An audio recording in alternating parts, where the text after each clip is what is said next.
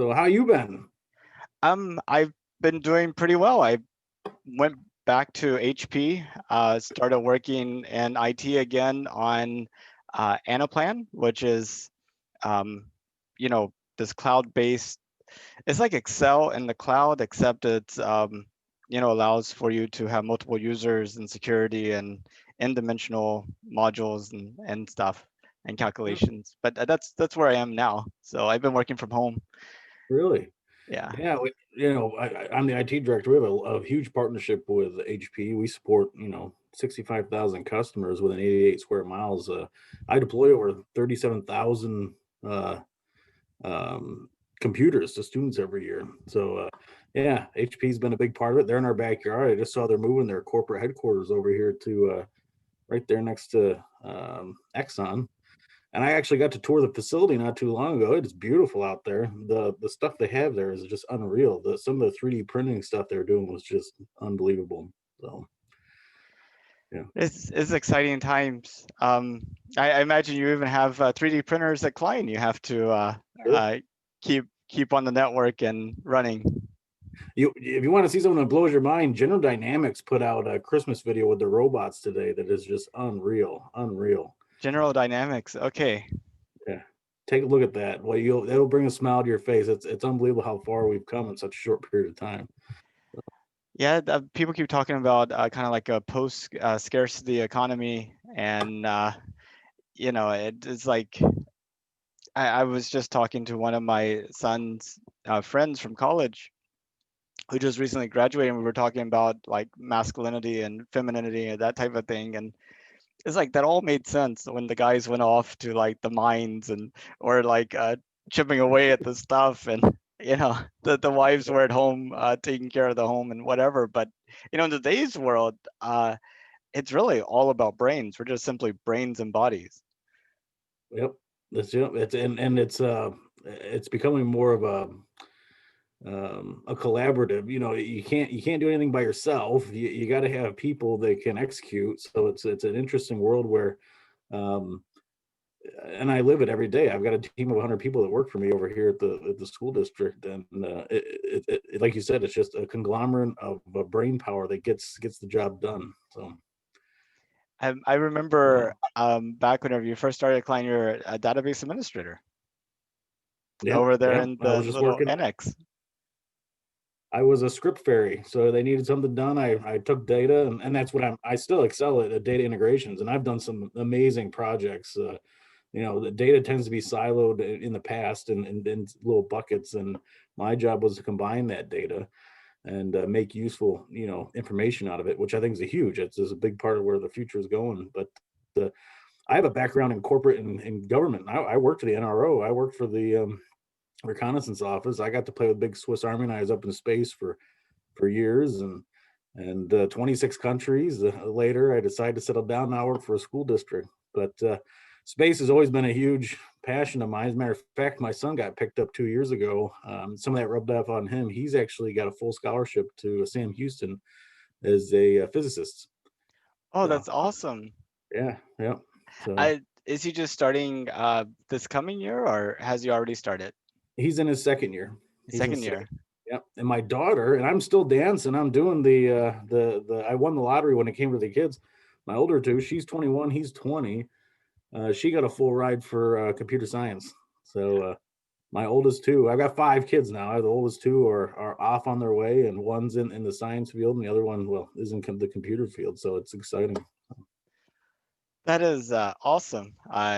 Um, yeah, both my sons. My oldest one is one credit away from college, from graduating, Oh uh, wow, congratulations! and the other one is going through the application process to get into college right now. So that's You kind still of driving that little green car? Was it green? yeah.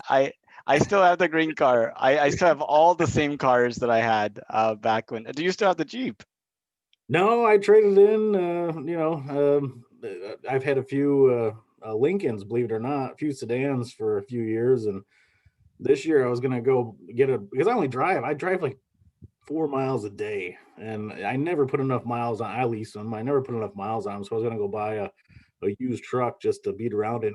Tammy get the new vehicle, but her aunt is selling this. It's like a 10-year-old Lexus. I said, well, I'll pay for it. And now I don't have a car note, so why not? You know, as long as it gets me across the street, I don't care. So, practical, trying to be practical. Yeah. Worst case, you got the bicycle as a backup. Yeah, I probably should ride that bicycle more often. So, are you still here in Houston? I am. I live in the same neighborhood, kind of where I used to, which was um, literally, I think just across Spring Cypress from the neighborhood that you were in. Oh, really? Yeah. Yeah. So yeah, yeah. So yeah, we've been We're close. neighbors. We're, We're practically neighbors. Yeah. I was after you sold us the house. I lived there for a year, and I ended up joining. I was in the fire department, so I did the fire department for 6 years, and I was in Station 33, which was right there in Memorial Chase, and then moved to 31, and then after the twins started getting older, got out of it. But yeah, I was all over that area, you know, helping out where I could. So wow, that is just amazing. I, we'll have to sit down for lunch someday after this COVID thing, and you have to give me some pointers on how you do it all. well, I'd love to hear what you're doing. Like again, I'm a data guy. I mean, I'm a data integrations. I love to hear what you're doing. My office is literally at Spring Cypress and Student Airline. I'd love to invite you by. We're doing some great things in there. We just deployed VDI with composable architecture, and we've got some of the new HP's technology. We've got some, you know, Nutanix, some Dell. I mean, we're doing a lot of neat things. I'd love to give you the tour and have you just stop by and take a look. So. That would be awesome. Yeah. Um, yeah. I I just went to the J&J vaccine trial this morning. So I Oh, don't know if I got the placebo or the vaccine, and I don't know if the vaccine would work or not either. So so if you go head down, all of a sudden, I know I better call somebody. well, there's that. There is that. Yeah. I No, it's science. It's amazing. It's amazing what we could do in a year. And if I could get it tomorrow, I'd get it. I'd make sure my family got it. It's absolutely amazing. So congratulations. Well, I hope you got the real thing, and it helps protect you and your family. And I look forward to just getting this behind us anyway. So. oh, and I was reading an Economist article talking about this as a plague year, and it was kind of outlining some similarities between this time and like the 1910s with like the Spanish flu and the end of World War One, and kind of how that those events were probably leading to like the Roaring Twenties from like the 1920s, and talking about some systemic changes like being able to do everything online and being able I mean, we were able to do everything online before, but I think now I mean, early on in this thing, I had like an infection on my finger. I didn't want to go to the doctor in person. I found out my healthcare had telemedicine. And literally in less than 15 minutes, I had signed up, seen a doctor, got a prescription. I mean, it would have taken longer to get in the car. And I've lived it. I'm with you. I don't think we'll ever go back to the same, but I think there's benefits and pros and cons to all of it. There's you can't um, diminish that value and need for people to come together in a room and put their heads together, and that's what I miss because I was home for probably 4 or 5 months and trying to manage a team remotely, and we did amazing things. Don't get me wrong. I mean, we deployed an extra 11,000 devices to families that didn't have computer and internet access, 1,000 hotspots. I mean, we provided that technology. What was great for us in the technology field is usually we're behind the curtain. Usually it's I don't want to hear from you unless it's broken, you know.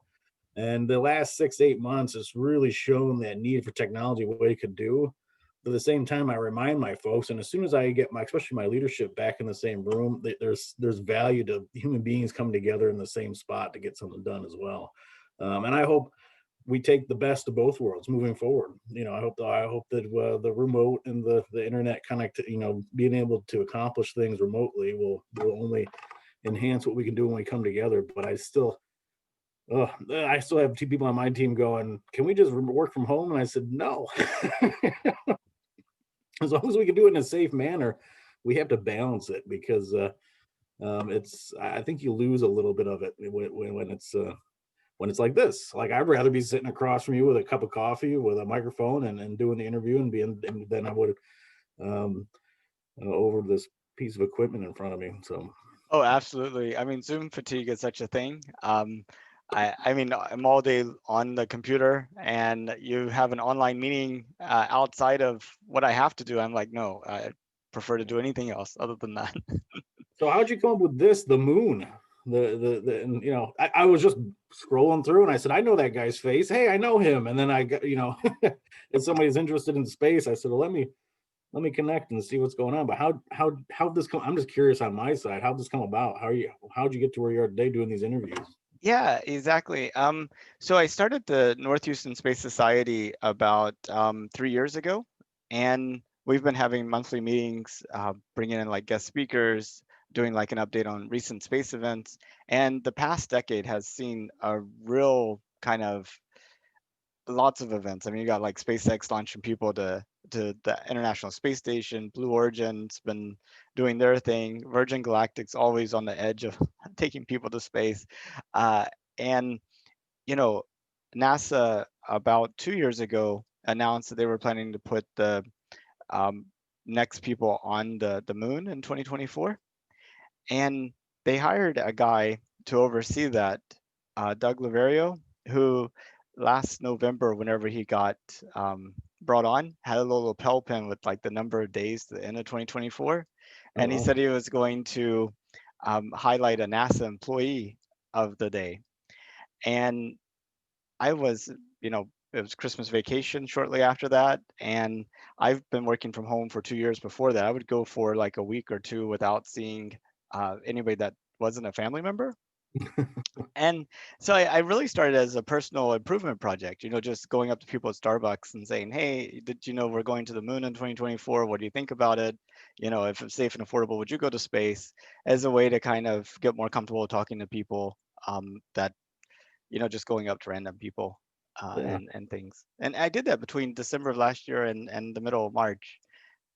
It's pretty neat. So that's pretty much the way it got started. I really wanted to find out what people think about space in our future. And there's some people that just think that humanity is going to live and die and be fully contained on Earth. And then there's other people who think that the solar system, and then other star systems, and kind of like this ever expanding uh, intergalactic civilization might develop, and that the moon would be like a first step towards that. Sure. Oh, absolutely. I agree 100%. The best thing for me looking out at night and looking out into space and thinking about what the future may hold is you have to be introspective first and appreciate when I read the articles and just the roll of the dice, the reason you and I are sitting here having a conversation today, the things I told my kids before they went to college, I said, you won the cosmic lottery no matter what happens. I said the pile of atoms that make you up today were just as much a chance being that rock out in the yard. So you better do something with it because I think, especially for us, we live in such a. I mean, even 100 years ago, having this conversation or even talking about the things we're talking about now were absolutely impossible.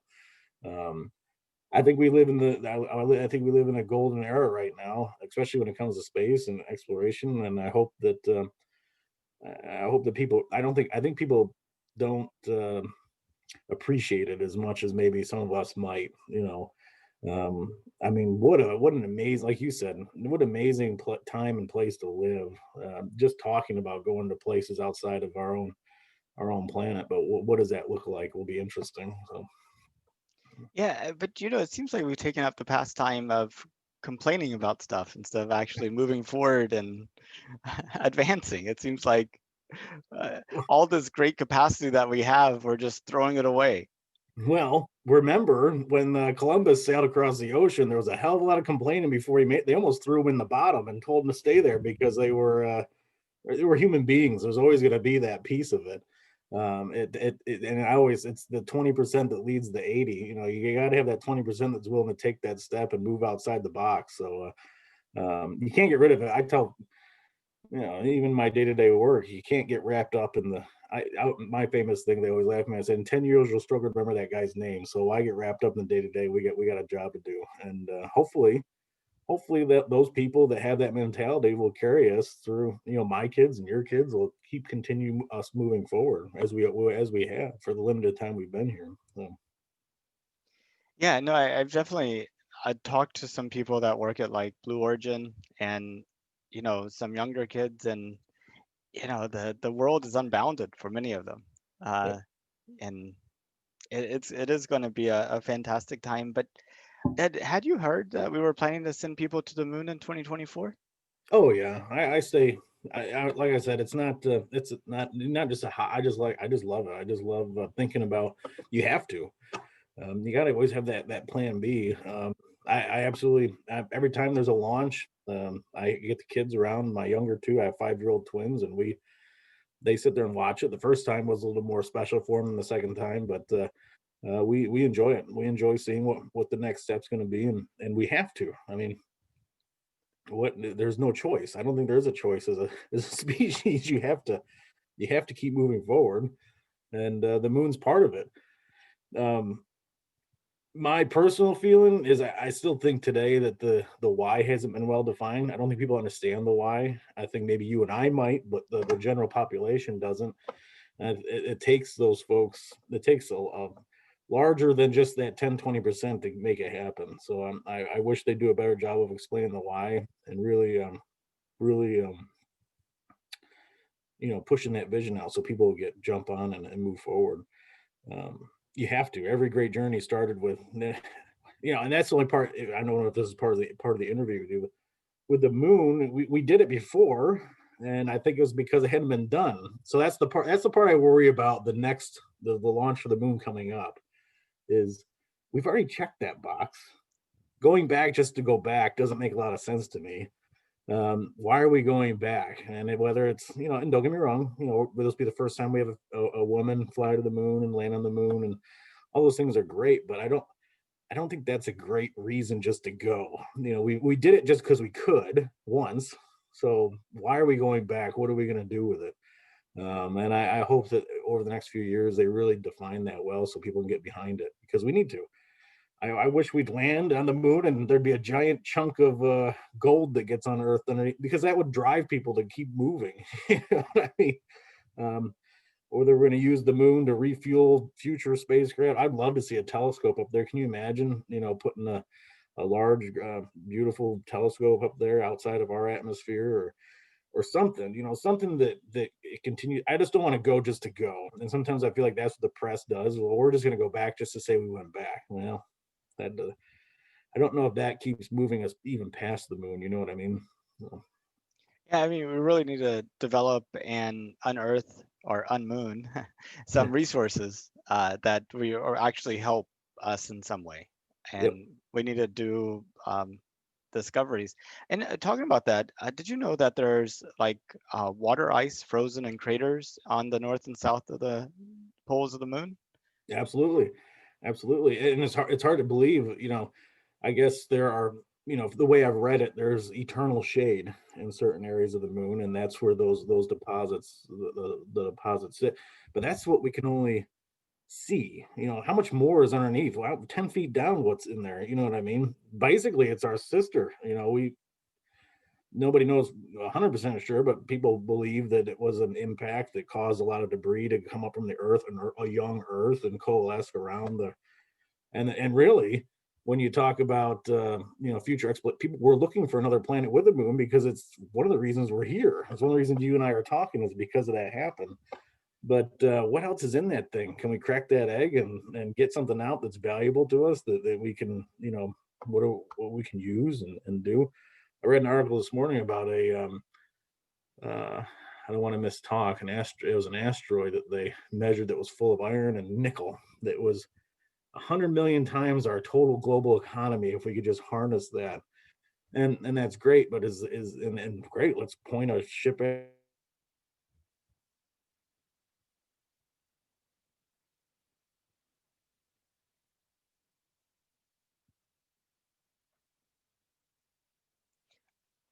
Are you still there? Is it on my side? Says I'm still connected.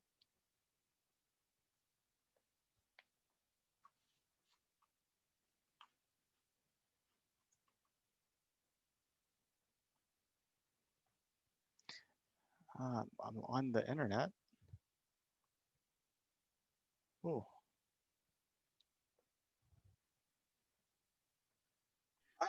Yep, you're back. You were just talking about that solid iron asteroid and how it's more than our entire global economy, and if we just point a ship at it, and that's where you froze. I apologize. I think I'm having an internet issue. But yeah, and and that's a pipe dream. But is there anything like what is going to drive that human endeavor? You know, is there something like that on the moon that we can harness? And it doesn't have necessarily be a not necessarily a monetary value, but of exploration value, whether it's fuel for a ship or whether, like you said, maybe it's just a ground-based telescope that gives us intellectual insight into the universe and other things. But I wish they would do something more than let's just send people to go walk around and then come back. You know, that's great, and we've done it. But you know, what's that next step? And I don't. They may have those plans, but in the reading that I've done, I haven't seen anything that's at least well defined. You know, I don't know. We'll see. Yeah. Well, there was a report about the science objectives that they had in terms of the moon, proving out the volatiles that are frozen, like we were just talking about in the poles, and can we actually access them, and what's the true nature of them? I mean, it's like colder than the surface of Pluto, where that ice is apparently, and I just wonder if we even have equipment that can work at that temperature. Sure, sure. Uh, and then the other thing is, you know, meteors are constantly hitting the Earth. Most of them burn up in the atmosphere. The ones that actually do make it to the surface end up in the ocean. The ones that end up on land, eventually get weathered over and grown over, and all traces of them kind of disappear. But I mean, the moon has no atmosphere and has been tectonically kind of stable for a long time. So you have like a record of kind of what the environment of the Earth Moon system's been like for, millions and billions of years. Um, and there's a few other things like observing the Earth Moon system from a unique place. And then I'm trying to remember what the others were, but those were the main things I remember from. No, I think that's like we talked about a little bit earlier, that it's a piece of us. I believe. I mean, with everything I've read, it seems like that's a very plausible explanation. Can you imagine, millennia ago, looking up and seeing this hot mass of rock coalesce around the Earth? But like you said, it's almost like a time capsule frozen in time. So, what can we derive from that? And how clear a picture can we paint? I think, and I think the meteorite thing is absolutely correct. I mean, it's just barren and frozen. To be the barrier to entry for the science exploration would be low. But I don't know. With that said, will that excite my neighbors? Will that excite my constituents? Will that excite the taxpayers? Is that gonna and really that's what we need. I mean, it was science is great, but most great scientific endeavors had some push more than just, let's go out west because we found gold, or let's go to the bottom of the ocean because we found oil. Is that going to be enough to keep the ball moving forward? For you and me, absolutely. I think you and I would love reading those papers and the articles about what we found and what we were able to discover. But to take on that that huge endeavor of cost and people, and what, I think that's the piece that we're missing. So whether it's the moon or Mars or wherever, it's I wish there was a spark. I wish there was a gold rush on the moon, not necessarily gold, but something that would convince my neighbors that it's a good idea to invest resources and money and energy into. So I'm looking forward to it. I know we'll get there. The ball's already rolling down the hill. We know we're going to launch hopefully in 20. Well, you know how that works. It's probably 2026, really. But um, um, I think we have to keep looking up. But what's going to force people to do it? Not force them, but make people willing to keep looking up. No. Oh, well, I mean, with iPads and Netflix and all the gaming and stuff, it's hard to get them to look at anything other than just the screen. Everybody's looking down. Everybody's looking down. And they're content. We're content with it. We didn't have those distractions back in the 60s, and it was a race. It was something that was never done. So let's do it. And that makes sense. That drives the human being to. I don't know what the answer is. I just hope. I wish there'd be something that would just spark it and get people looking up again. So Well, Um, it's funny. I have these conversations with people, and it hasn't exactly quite happened this way, but whenever you start talking about us going to the moon and stuff like that, they kind of maybe aren't really attached to the conversation. But then you ask, well, would you be interested in going to space? And they're like, yes, I would love to go to space. And I think that's how you really attract people. Whenever we have dozens or hundreds of people actually traveling into space and going to the moon, and people feel like it's like actually accessible to them personally, that kind of changes things, I think. I think so. I think so. I think it's and again, I'm of the mentality of what's the long game. What was the name of that committee they put together? The thousand. It was a committee of people putting together a plan for space, knowing that they'd never see it to fruition. Oh, Yeah, knowing there was the rules and the regulations and the goals of how humankind would populate the solar system and beyond, which I thought was very creative, very interesting. I wish I knew the name; I could spit it out. These are people that are willing to invest their time and thoughts and things that they'll never see. Again, the tourism, space tourism was great. I mean, if somebody said it was $100 for me to go blast off and see the Earth and float around for a few minutes, yeah, no, I'd take it. Why not? But is that moving us forward? Is that looking up? Or I guarantee all those people are still looking down. they're Yeah, they're taking Instagram yeah, photos and Twitter photos and exactly, that type of thing. exactly. It's gonna take business. It's gonna take a need or something to drive. I think it's very interesting. I'd love to a dream of mine to be able to go. I tell my son he's gonna have to live that dream for me. He'll live in that era when that's more accessible, especially financially and technologically. But would you take that ticket? I mean, even if it's just 10 minutes. But at the beginning of this whole interview series, I was like, yeah, sure, I absolutely do it. I mean, I was like learning to fly before COVID was happening. A little Cessna 172, Oh, wow. and whenever COVID started, I had my in-laws live with me. They're like in their 80s, so just like completely a risk avoiding right now. And then talking to some people who you would think they would be in the target audience to go, being afraid of going kind of made me reevaluate. So I'm not so sure right now. I mean, I'm not going skydiving anytime soon. So, but I would hope so. I would like to. I even had some kind of doubts with the COVID test, the COVID trial thing. Reading through the documentations, like there's a slight but possibility that it could actually make COVID worse for you. I was like, do I really want to do this? Well, don't read the side of a Tylenol jar anytime soon because then you never take Tylenol. Oh, No, yeah, indeed, no, indeed. would I take that ticket if somebody gave it to me? Sure, but let's say it's $100,000. I'd rather pay for that $100,000 to go into uh, I'd donate that to somebody that was creating a new world for us somewhere else. You know what I mean? Um, I don't know. I don't know. I get as in every experience. I mean, like I said, I've been around the world, 26 countries. That all fades, and would you rather go to something more meaningful? I don't know. So, like I said, I think as it gets more accessible, I think people will take advantage of it. And if it was very accessible, maybe I would. Or I'd just rather see us take on a greater endeavor than just floating around for 10 minutes and hopefully coming back, making it. you know, Yeah, did you hear about um the what is it called? Dear Moon project? It's this Japanese billionaire who's paying Elon Musk to send himself and a group of artists around the moon in 2023. Artists, interesting.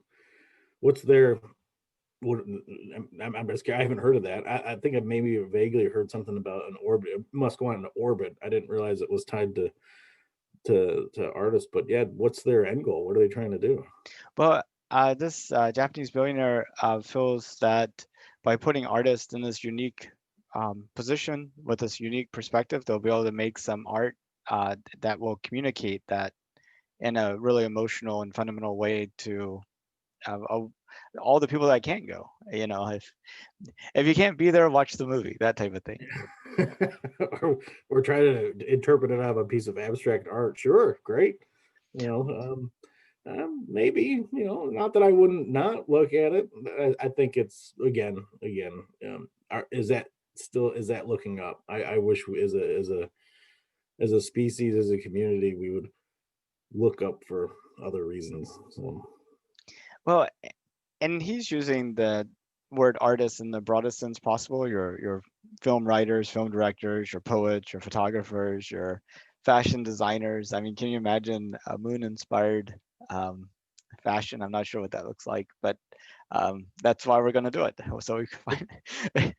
It's like it reminds me of the story. Uh, this kid in like kindergarten class is drawing a picture, and somebody says, "What are you doing?" And it says, I'm drawing a picture of God. And the teacher says, nobody knows what God looks like. And he says, well, give me 5 minutes, they will. oh yeah, no, and yeah, I think it'll be interesting. I think it'll be interesting. But again, it'll be a passing. I don't know, for lack of a better term, a fad we need long-term sustainable plans with achievable KPIs and almost like a step ladder of this is why we're going to take this step to move to this step and then to move on. And that's what I'm excited to see. It'll come. It'll come. I think, like we talked about before, that 20% is going to drive the 80, and it'll be interesting to see where it goes. But yeah, I'd take a ticket if you gave it to me. Why are you handing them out? What's going on? Oh, well, there is actually a contest in the works. It's going to be a global contest, a reality TV show where the winner gets to go to the International Space Station for 10 days. Well, from what I understand, it's going to be launched next year, and it looks fairly legitimate since they're dealing with the same company that's sending Tom Cruise to the International Space Station next year and has a contract with SpaceX and that type of That's thing. Why don't they just leave them there? I don't know. I like the story that came out last week where they smuggled Scotty's ashes up there. The last one that went up on a paid trip. Um, and that I was thinking about that this morning as I was getting ready to come up here. Wouldn't that be something? The space station's aging. It's got a shelf life just like anything else. You turn a light on and off enough times, it will burn out sooner or later. And why can't the moon be the next space station? Why can't that be our next lab? Why can't we, instead of low Earth orbit, why don't we use the technology and the time to make that our next permanent, human presence in space?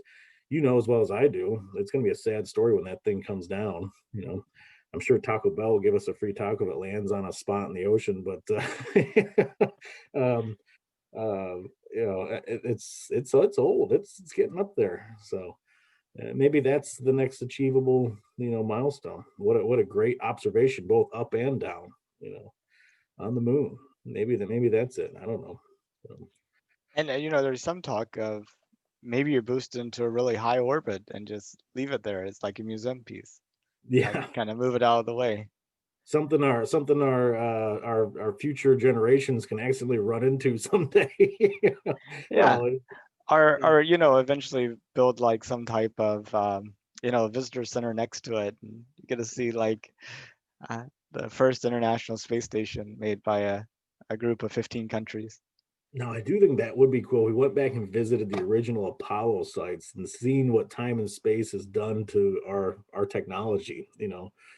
Some say the American flag will be bleached white, which kind of looks like a sign of surrender. But anyway, that'd be kind of cool. Yeah. Except for Apollo 11, because they put it too close to um, the limb, and whenever it took off, the thrust pushed it over and covered it with dirt. So My favorite story is I was a technology director for a teeny tiny, about 1,000 students up in Lufkin, Texas, and I had written a grant and I won the grant, and I was putting in smart boards.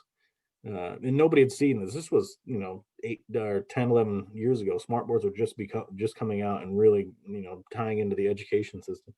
So I'm installing it, and as I'm installing, I turn around. There's a few students standing behind me in the computer lab, and they were asking me like, "What is this?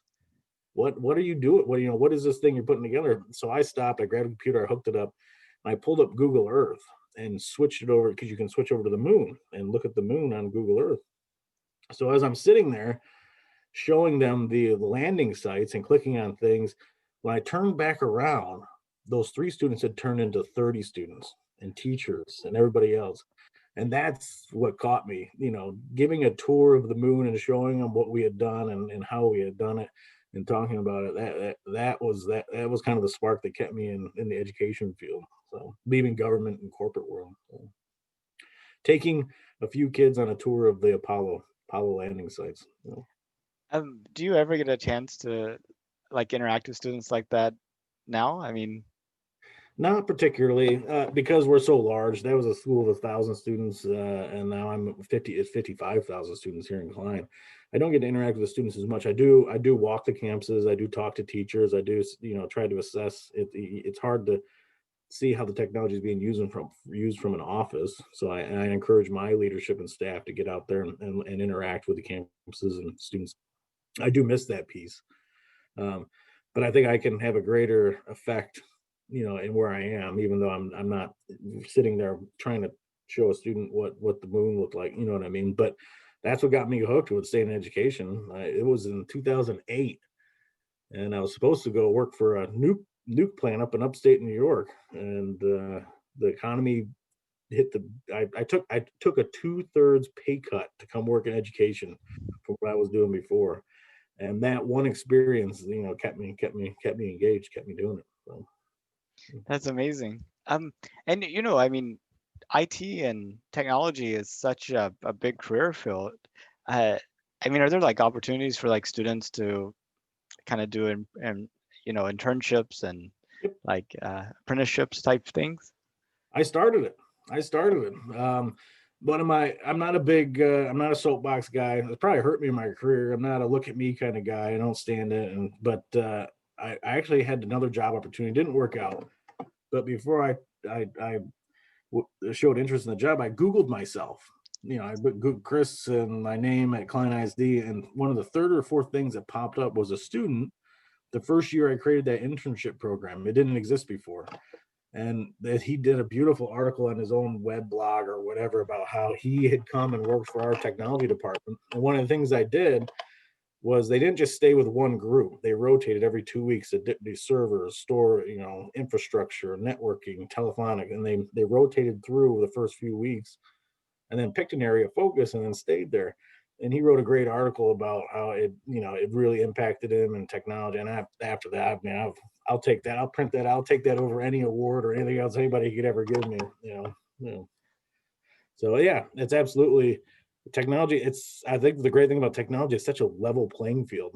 You can't wake up tomorrow and say I want to be a doctor. Yeah, there's a little bit of, but anybody can wake up tomorrow and say I want to be in technology and do it.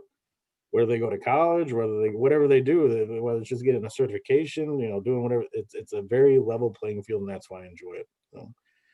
And it's global too. I mean, it doesn't matter where you are. I mean, I'm planning to take these videos and put them on a little micro SD card that'll be sent to the moon as part of Astrobotics moon mission next year. So you're actually going to the moon. Well, thank you. and so I've been posting all my videos on YouTube, unedited. I hope that's okay with you. Oh, yeah, that's fine. Yeah. And I was trying to figure out how am I going to get all these videos and the website onto the SD card, because but somebody wrote a I put the query out there on Twitter. Somebody wrote a PowerShell script, and now all I have to do is like run it. It's like done. The way it goes. It goes. That's what I always find myself looking at. You got to look. It's sometimes it's the person that you never thought would come up with a solution that does. It's amazing.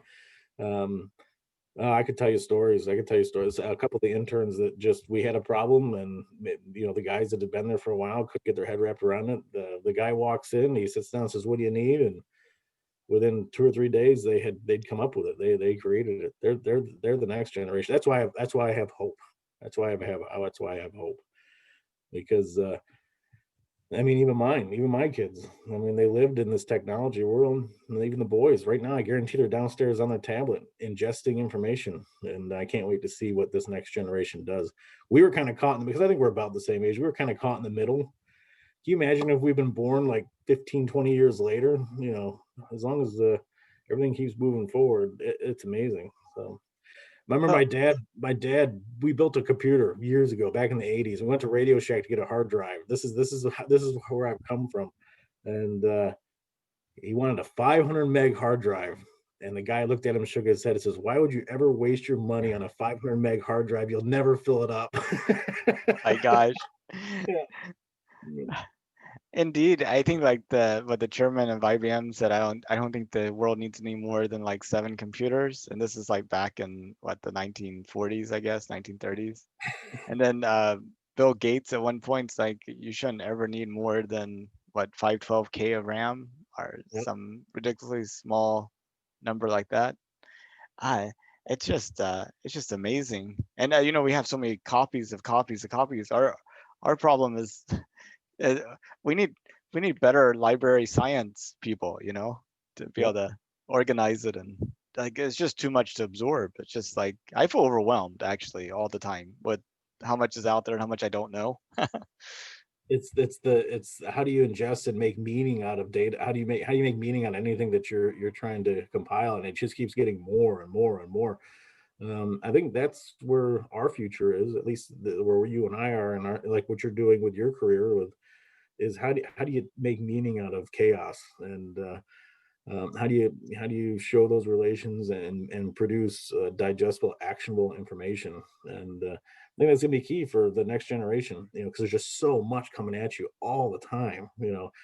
How do you make informed decisions with what you have at hand? And because, like you said, there's so much of it, you got to have a way to interpret it and a way to make it digestible to everybody around you. So, Yeah, do you remember the 1990s? I mean, no, don't remember. Just a don't blur. remember. Just I was in high school. Yeah. No, I do very, very much so. But it's like, in 1990, I think explaining to somebody what email was or what the internet was. I mean, the web really didn't exist in any meaningful way at that point. It was just like, uh, email and FTP and Telnet and, Prodigy. things. Remember Prodigy? I do, I do. Yeah. I know BBSs and that Yeah. type of thing. Yeah. So. But I think you would have an easier time explaining to people then why astronauts float in orbit rather than like email and all these other technologies. And then by like 2000, everybody knew what email was, and Sure. web shopping was a thing. I personally feel like that with what SpaceX is doing and what Blue Origin's doing with all these other companies that are investing in, that the 2020s are going to be to space what the 1990s were to the internet. And I was just wondering what you thought about that. If I do, and it goes back to my original, earlier on in the discussion. It's the commercialization, it's the drive, it's the why, and there's not much that gets done without that commercial. That what's that benefit to the person in that moment, or the benefit to the group in that moment.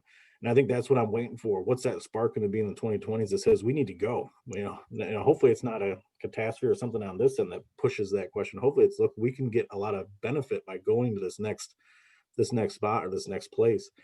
But what is that going to be? And like you said, whether it's tourism, artistry, gain of knowledge, man, I can't wait for the Webb telescope. Just what's going to drive that next. But I really do think it's going to be the commercialization and the benefit to the average person as to why we're going. That's going to drive that next step. I don't know what it is. I wish I could see what it was going to be, but hopefully it's profound. I hope it's profound. Yeah, and also like the intangible goods, how much advancement started out with just like a flash of insight or just a gut feeling that you would then go and actually investigate and turn into something. Yep. And all of humanity lives like 24-hour day, 1 g of gravity, 1 atmosphere of pressure, really within sight of some a very similar physical environment. Whenever we start having people live in like 1/7 g, and they have to put on a spacesuit every time they go out, and they're in like artificial atmosphere and they're looking at the Earth and they're traveling between Earth and the moon. What are those like bursts of insights that they'll have? Yep. That'd be hard to imagine. It's gonna be amazing because 'cause we'll be looking up, not down.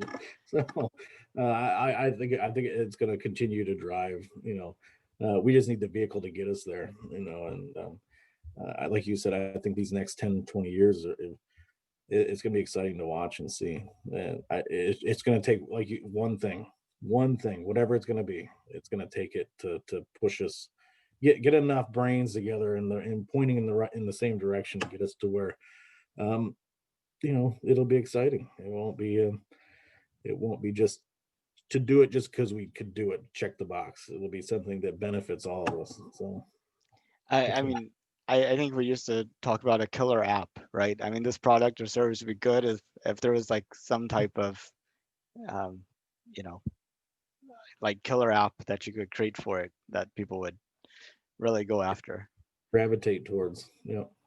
So And it'll probably be something simple. It'll probably be something that just when it happens, it'll make sense. I just don't think we have it yet. I think we're still like you and I were just waiting for it. But it'll come. It always does. You know, why else? Why not? Why not? I hope so. Yeah. Um, well, you talk about not going just the moon just to continue, um, just to check the box or what have you. And as I was listening to you talk, I was thinking that was actually more of a fundamental um, reason or challenge of what is our purpose with anything. Um, I think back whenever we were like trying to just survive, make sure we had enough food, had enough shelter, and protected from um, our enemies or whatever. Survival kind of drove a common purpose. And then after we got over survival, it was about thriving. And now that we're like thriving, it's like what's after that? And I think that's where we are. That's we have to make it up, I think. Well, I think it'll still be tied to surviving and thriving. I think survival counts on it. It's um, nothing lasts forever. We gotta expand. Keep moving. As soon as you stop moving, that's when it's over. But I think the thriving piece, that's where the economics come in.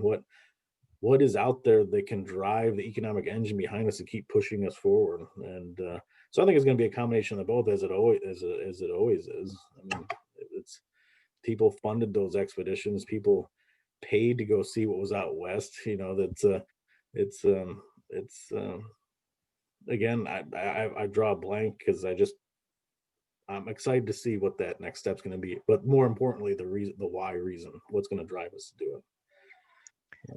You mentioned that you watched the flights. Have you been following the Starship development down there in Boca Chica? Oh yeah, I watched it blow up. It was impressive. That was quite a. They should have done it on New Year's Eve.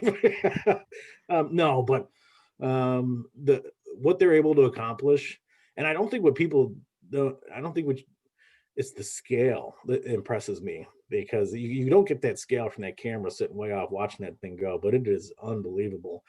Um, to me, it's an amazing what they're trying to do. It's a beautiful project.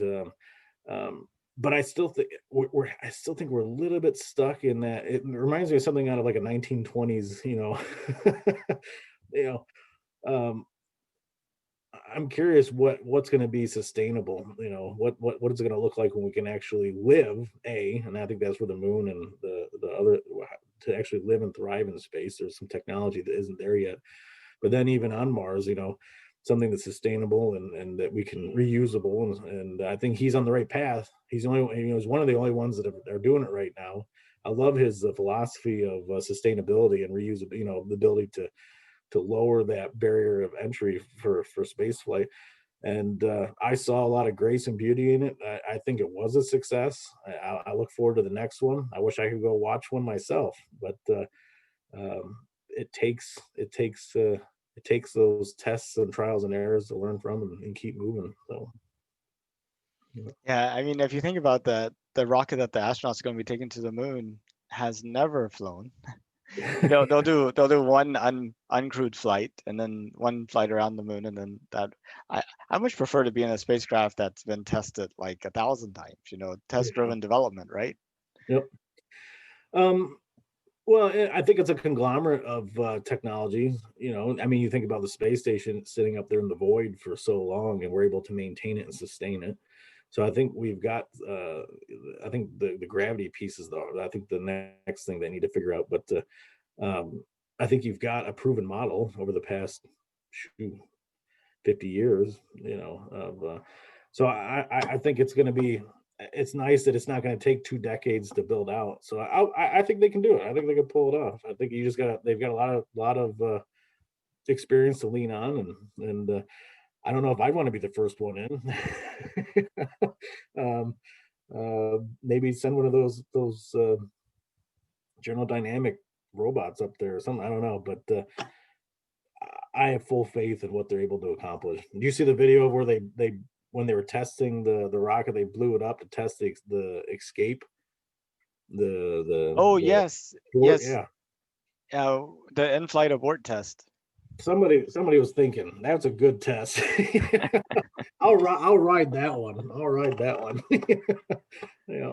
But So, you also mentioned you don't get the scale by looking at it on the video, and I think that's like one of the justifications for sending humans to these places is that it, you can't really truly understand the place without kind of being in it and moving around. I think there's still a lot of benefit to having humans uh, oh, absolutely, in these places. absolutely. Oh yeah. We're still a supercomputer. I mean, we can do it. We can. It's the experience. You know. It's like watching a movie and imagine yourself there versus actually being there. It's an experience. Doesn't doesn't doesn't make sense if as a species we don't experience it. No. Yeah, well, yeah, oh yeah, I agree. I just don't know if I'd want to be the first one. Oh, indeed. Yeah, Yeah, you got those people that get the first 100 flights, and then the early adopters, and then that. yeah, yeah. Sign me up second round. You work the kinks out, and I'll help out. But those are special people. You got to admire the people that can do that. They put it all out, and then they've done it for 50, 60 years. Stick their neck out and strap themselves in, and away they go. A lot of respect and admiration for those folks. So you just never know. You just never know. Well, Chris, I really appreciate you participating in my project. Is there anything else that you want to talk about that we didn't get to? No, it was just good to see you. Like I said, I think we had some interesting. We were looking at houses, but it was still. I think we hit it off back then for both from the technology, background, and it was just good to see. That's why I signed up. I was like, hey, it'd be good to see you again and chat, and catch up for a few minutes. And like I said, if you're in the neighborhood, I'll shoot you. I've got your email because you sent me the invite. I'll shoot you my contact information. Just give me a call. Yeah, that'd be fantastic. Yeah, I drive by that building at least, I don't know, maybe 2 or 3 times a week, I think. Absolutely. And congratulations on the project. I think, like I said, when I saw it, I thought this was the neatest thing. I think it's, I would love to see it when it's done. Just the combination of perspectives of different people bring to the conversation with you. Congratulations. I think it's great. I look forward to seeing what you do in the future. Yeah, I hope to have some big party and celebration at the end. Invite everybody who participated over. We'll take a trip. We'll go to the moon. That'd be All right. neat. All right. Well, It was okay. great talking to you. Good talking to you. I'll talk to you soon. Absolutely. Bye bye. Bye-bye.